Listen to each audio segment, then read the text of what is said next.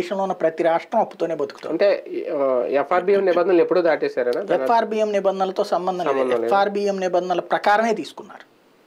చంద్రబాబు నేను ఎఫ్ఆర్బిఎం నిబంధనలకు మించితే మాక్సిమం ఒక 5,000 10,000 కోట్లు తీసుకోగలుగుతాం. అంటే ఓవర్ డ్రాఫ్ట్లు కూడా ఎఫ్ఆర్బిఎం నిబంధనల లెక్కలోకి వస్తాయా? అంతే. ఎఫ్ఆర్బిఎం నిబంధనలు కాకుండా ఓవర్ డ్రాఫ్ట్లు తీసుకోవచ్చు. ఓవర్ డ్రాఫ్ట్ ఒకవేళ ఇవ్వడం మీకు ఫర్ ఎగ్జాంపుల్ మీరు బ్యాంక్ అకౌంట్ ఉంటే కనుక ఓవర్ డ్రాఫ్ట్ అంటే ఏంటి 45 రోజుల్లోపు తీర్చేసేది.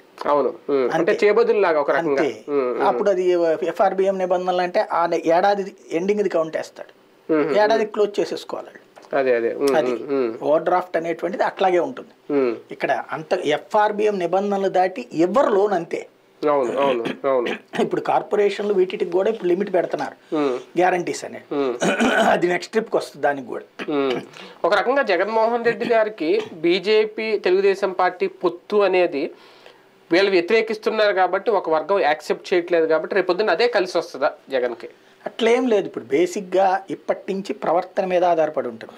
తెలుగుదేశం పార్టీకి సంబంధించిన సోషల్ మీడియా వింగ్ కనుక ఇప్పుడు వాళ్ళ మెయిన్ వింగే నాశనం చేస్తుంది. మళ్ళీ రాధాకృష్ణ ఏం రాస్తున్నాడు పద్దాక, మోడీనే అమిత్ షానే పిలిపించాడు, ఫోన్ చేశాడు, వాళ్లే ఎన్డీఏలోకి రమ్మని ఆహ్వానిస్తున్నారు.